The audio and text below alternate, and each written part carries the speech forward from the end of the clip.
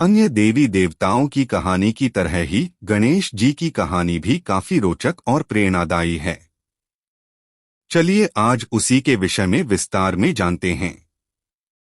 एक बार माता पार्वती स्नान करने जा रही थी।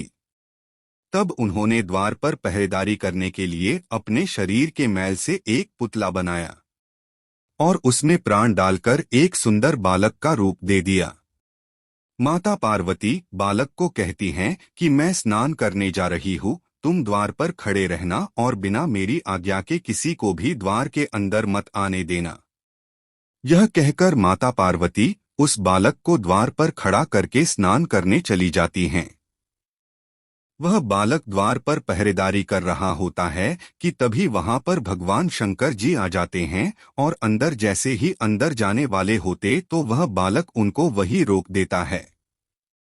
भगवान शंकर जी उस बालक को उनके रास्ते से हटने के लिए कहते हैं, लेकिन वह बालक माता पार्वती की आज्ञा का पालन करते हुए भगवान शंकर को अंदर प्रवेश करने से रोकता है, जिसके कारण भगवान शंकर क्रोधित हो जाते हैं और क्रोध में अपनी त्रिशूल निकलकर उस बालक की गर्दन को धड़ से अलग कर देते हैं।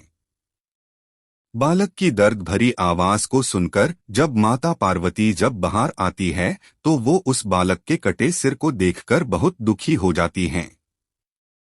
भगवान शंकर को बताती है कि वो उनके द्वारा बनाया गया बालक था जो उनकी आज्ञा का पालन कर रहा था, और माता पार्वती उनसे अपने पुत्र को पुनर्जीवित करने के लिए बोलती है।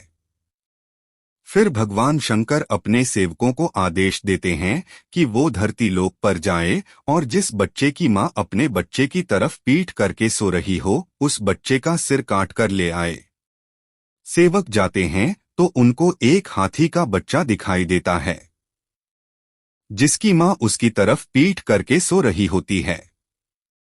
सेवक उस हाथी के बच्चे का सिर काट कर ले आते हैं। फिर भगवान शंकर जी उस हाथी के सिर को उस बालक के सिर स्थान पर लगाकर उसे पुनः जीवित कर देते हैं।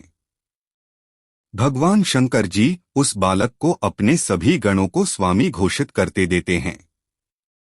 तभी से उस बालक का नाम गणपति रख दिया जाता है।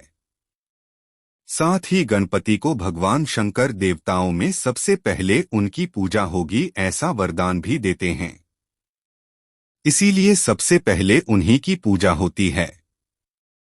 ऐसा माना जाता है कि उनकी पूजा के बिना कोई भी कार्य पूरा नहीं होता।